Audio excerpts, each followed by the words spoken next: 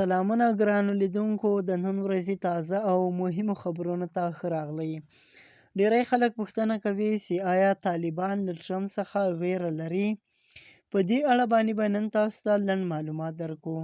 د طالبانو او د امریکا د پخواني ولسمشر ډونالډ ټرمپ ترمنځ اړیکې د طالبانو د بیا واکمنېدو په افغانستان کې د امریکا د ماموریت په پای کې مهم رول درلود. په 2020 کال کې د ټرمپ ادارې له طالبانو سره په قطر کې د سولې یو تړون لاسلیک کړ چې موخه یې له افغانستانه د امریکایي ځواکونو وتل و. په دې تړون کې چې د دوحې تړون په نوم یادېده، دواړو غاړو ژمنه کړې وه چې له یو بل سره به په جګړه کې کمښت راولي، او طالبان به ډاډ ورکړی و چې افغانستان خاوره به د نورو هېوادونو په ضد د برید لپاره نه کارېږي.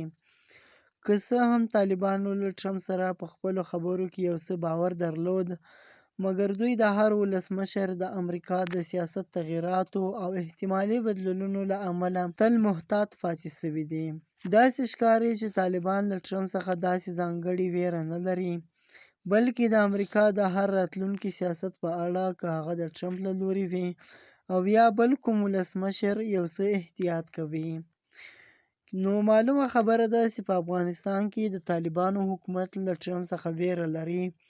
هغه وایي چې په تېر وخت کې چې کمې کړنې شوي دي، کېدای شي ټرمپ د هغه په ضد باندې ګامونه واخلي او موږ ته څه تاوانونه راورسوي.